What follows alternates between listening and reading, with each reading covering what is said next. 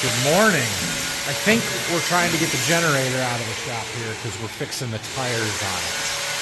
There's a tire that was flat, part of the story yesterday of Dad having to get the generator out. I forgot to mention that he had to fix the flat tires on the generator. Anyway, we found a new one that's not as old, and we're going to try and put that on. Clear some of this stuff out of here. It doesn't need to be in here anymore.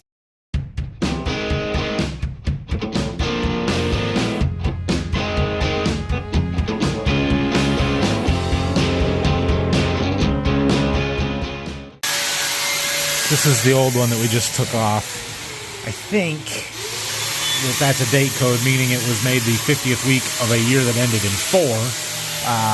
And from my research, this P195 75R14, that style of number wasn't popular until at least the 80s. And in 2000, they put the 4-digit date code instead of a 3-digit. And so this tire was likely made in 84 or 94. I would lean towards 84 myself. And it's shot. That one, slightly better. 18th week of 2008, so that's only a 15-year-old tire. Leak testing.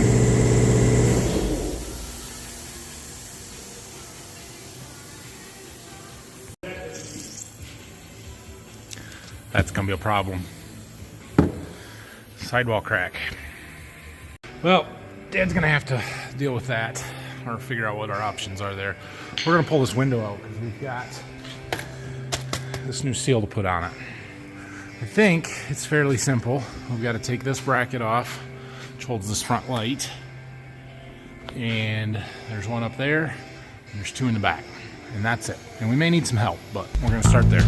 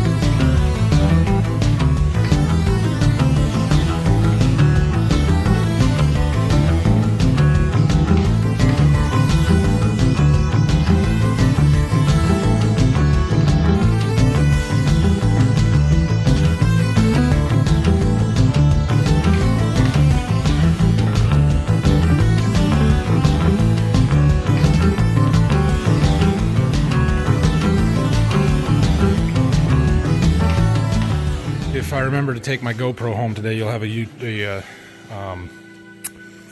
time lapse of this, but we got the window out. I cleaned up along there, got all around the window seal and everything, so I'm gonna get ready and I'm gonna put this new seal around this window. Dad found a tube, put it in this tire, so we've got that fixed. I've got the seal all the way around. We've got a little extra, so we've got to cut this so that it sits in there as close together as possible, but not overlapping. Which is why I was hoping this was a one-piece thing that was perfectly sized for it, so that I don't have to do this step, because I'm going to screw it up. But it is what it is. Well, we didn't do too bad. Alright, so we're about ready to put that back in there. I got that cleaned up pretty well. I wanted to clean up the back side of this window, because the big black piece there is behind the console. And you can't get there to wash that from the inside, so we're going to clean this up, and we'll stick it back in there.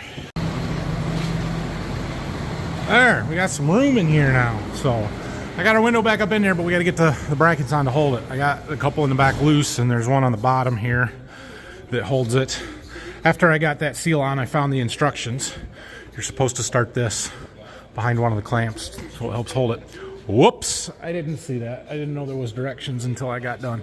Anyway, it'll be fine. So what did I do with my parts? Where's my little parts tray? Oh, there it is. Right there. Well, there you go. That's how you replace a window seal. Right, left, right. What hand? Wait. Left, right hand. Jeez. Window on a 8030 series Deere tractor. Yeah. There's the old one. We can throw this one away. She's dirty and no good. Let's see. Where was the really bad spot? Let me find it. Yeah. It would be this stretch from about where my hand is, especially right there. This groove where the window goes is all flayed open, and it wouldn't catch and stay on the door, and then you can see you get all that dirt packed in there and stuff. No good. All right, well, I had to go in the house and check on the boys. They're still there with all their cousins, and my sisters are watching all of them. Our bulk oil delivery is coming this morning, I guess. That's good. And my purchase yesterday is going to show up here in a little bit. That's exciting. Everything happens at once around here. The bulk oil guy's here. We just let him pull right in the shop so he can do that. And my purchase is here. Check it out. Check it out. So I bought an old, used, cheap man lift, because we can use a man lift for lots of things around here. And this was pretty reasonably priced. Seemed to be in decent shape. I actually had a couple of them. I took the better of the three. And yeah, so we're going to use this a lot for lots of things. Well, there we go. We've got, it's a 60-foot snorkel. TB60 is the number on it. I believe it to be around a 2000 model. It's got a gas motor in it. It's a 4-cylinder Ford gas motor. There's a tag on the other side. It says manufactured in October of '99, I believe. So I would assume this is a 2000 model. Yeah, Ford. So the one gas cylinder that holds up the shield is broken, so we gotta fix that. It doesn't stay. Not a big deal there, and everything else seems to work okay. I mean, when it's cold, it doesn't work great. You gotta let her warm up quite a bit, but that's all right. I think this is gonna be super nice. Fires up pretty quick when it's warm here. Controls work good. It's way faster than the scaffolding. You can use it for washing the combine or the tractor off later. Maybe we can get to the top of the cabs now. Power wash from up here. That's the drive. The swing is backwards. When I push it that way, we swing to the right. When I push it to the right, we swing to the left, and it swings much faster left than right. I don't know why that is. Not a big deal. Oh, it's nice and warm right here. That's what I'm going to do when I need to warm up. Just lift myself up right below the heater. So, no, I'm pretty happy with it. It doesn't have the little knuckle here, and it is a gas motor. And I believe those things make it rather unattractive to anybody that is working with them and relying on them every day. For me, however, I couldn't care less that it is a gas motor as long as it runs. And the knuckle here would be nice, but not a deal breaker for me because, like I said, we're going to use it, but not that much. And it does have a sort of a smaller basket, you know, than other ones we've used, but again, not a deal breaker, not a big deal. You know, it's beat up. The plastic is broken off of it in a couple of spots or whatever. It was cheap, and it'll be great. I'm pretty happy with it. Hour meter shows about $4,900. I don't know if that's a lot on a boom lift or not, but again, it was pretty cheap. Well, Dad has kind of commandeered the shop from me. They're working on his little project that he's got going on. He's building a frame stand for his router table, or joiner. for his joiner, because he's got some really long, heavy boards that he wants to square up the edges on, and it kind of gets a little tippy, especially on his uneven concrete floor in there. So he's building a big, long base that he can attach this to and have wheels on it and be able to move it around and whatever. But I want to wash that tractor, but I can't be spraying water and doing stuff while he's working with the metal and everything right there. So doing a little more computer work today. I am starting to assemble chemical prices on some crop protection stuff and some fertilizer stuff for this spring or next year. And things have gone up again. They went up last year, but they're up even more this year. And we're just trying to compare different retailers and stuff and seeing what products we want to use, what the most cost-effective solutions are, what makes sense. So that's kind of what we're dealing with right now.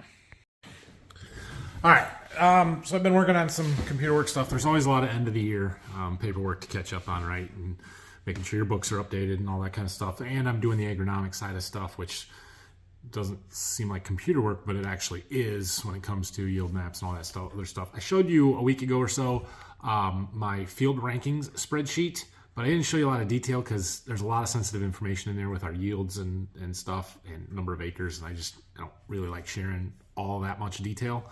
I mean, I share a lot, but that was a little bit too much. Somebody suggested that I hide the yields and still share what I could of that sheet, and that was a pretty good idea. And so I've done that. I'm going to show you a little bit more detail on this sheet where you can actually see some of the numbers and read them and stuff. And it's a very complex, complicated worksheet, but has some really cool information in it. I think some of you may enjoy this. I don't know. All right, so there's a whole lot of information coming at you here.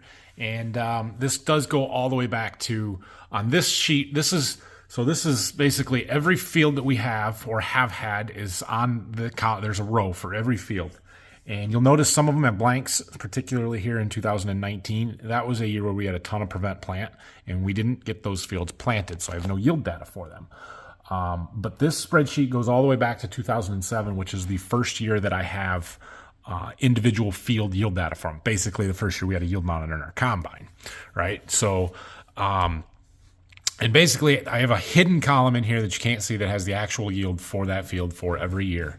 But what I have done is put in every crop, what crop every field was, and then I have the yield column in the middle there, and then that will calculate out for me the percent of the average. So I put the total average for our farm down at the bottom of this, down there.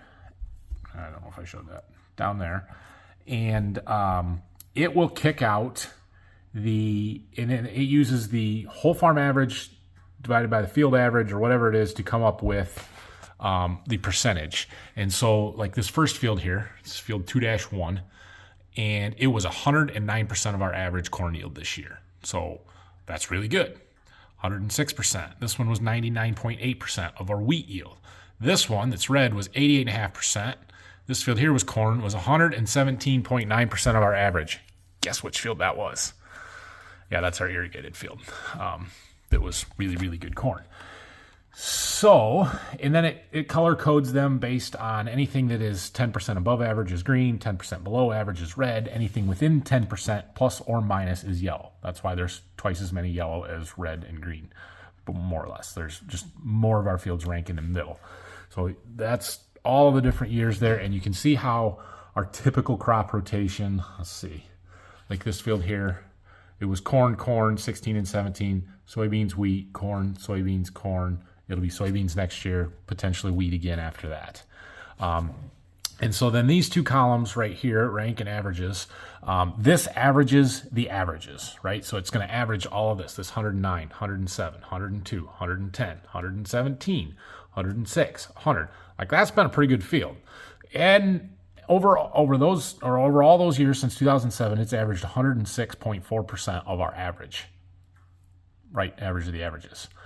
And that is the 9th highest field. So then this ranks all of our fields based on this averages column. So, yeah. So right here, this 113, field number 1, that would be our best field. And you can see it's green a lot. There was one year that was a little below average, green. That one's always done really, really well. That's a very good field. Okay, but then we got to break it down a little bit farther because maybe some fields are better for corn, some are better for beans, some are better for wheat. And so that's what this does, where it only is taking the corn years. So it tells me that this field has been corned 7 times since 2007. It's the 15th best corn field that we have at 102.8% of our average. Soybeans, it's had soybeans 5 years. It's the 7th best soybean field at 109.1. So it's actually a little bit better soybean field than it is a corn field. And then if you look at wheat, it's second ranked wheat field at 110.4%, but it's only had wheat on it for 3 of those years. Well, we don't plant as much wheat as we do corn and beans. So usually the corn and bean numbers are fairly close, 6 and 6, 6 and 6. They're about even. Wheat a few less. Sometimes we have wheat fields that have never been wheat down here.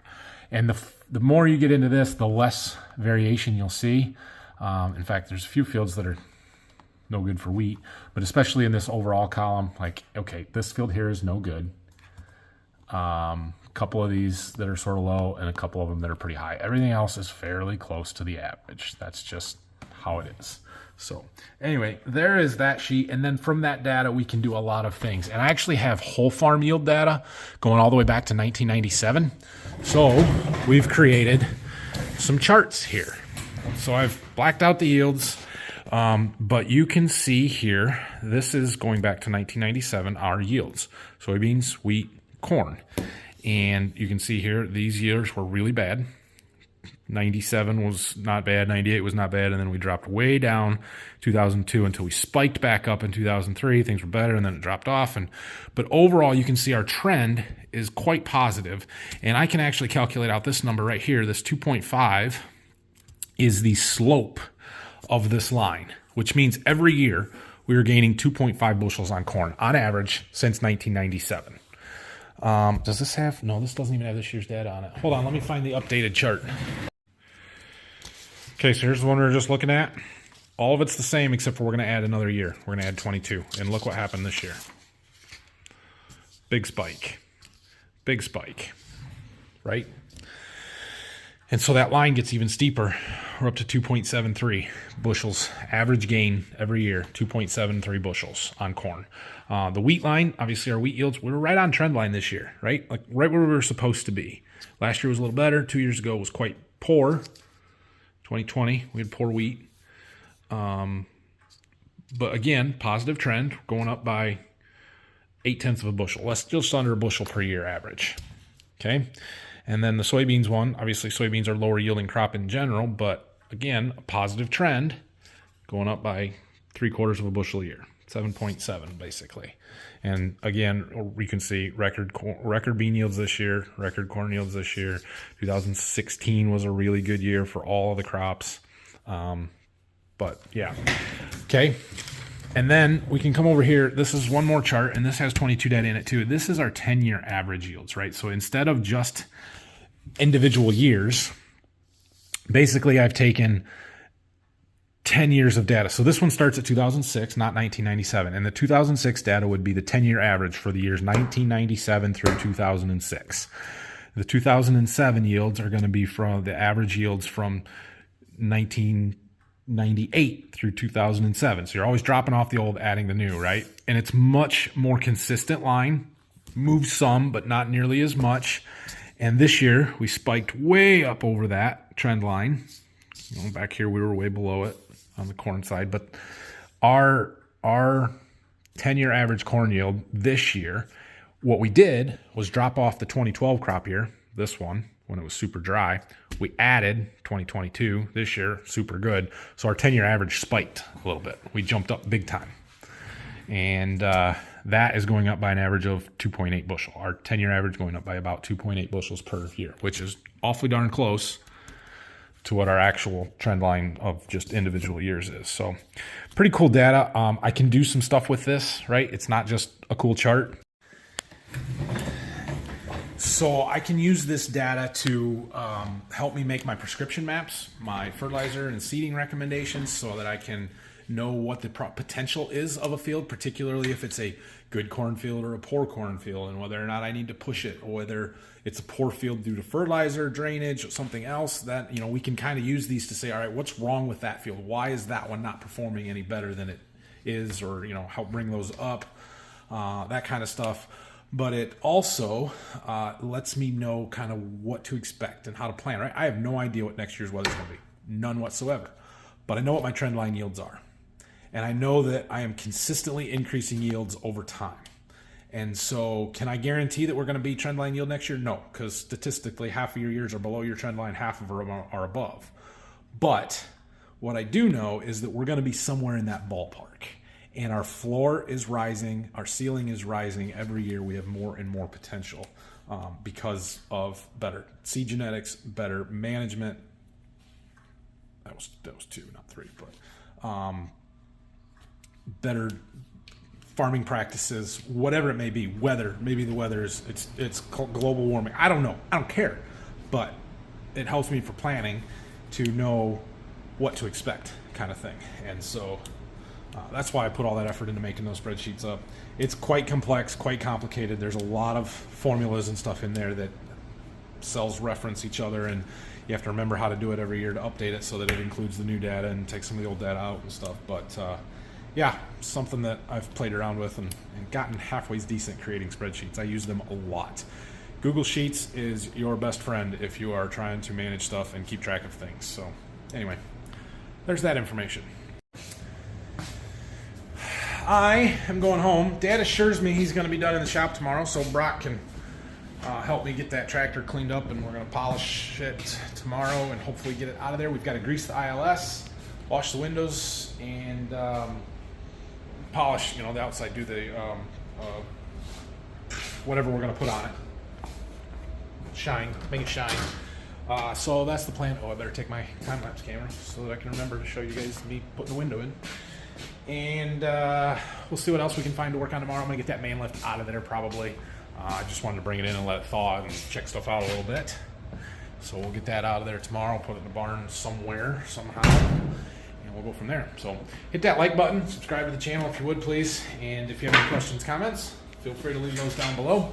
I got to go get the boys. The boys are going to the babysitter tomorrow, so they're not going to be here tomorrow. But I got to go get them, take them home, and we'll go from there. Oh, I got a seed truck coming in like an hour too, so I'm going to get him unloaded. Have a great night, everybody. We will see you again tomorrow. No. I'm trying to get the boys to go home. And Rylan, oh, are you picking them all up? Wait. No, you missed one. Wait. Rylan has left them breadcrumb of trails of sticky notes with his name on every single one of them to find some toy. You missed one. One on every step. Missed it. There's one. Oh, there's one. No. Hey, guys! You missed one! You missed one! There's one on the fridge! I got this. Wait, no. That's not it. Congratulations! You and they found the slinky. Good job. I'm impressed, Rylan. Good job. That's why I can do this. Okay, now it's time to go home.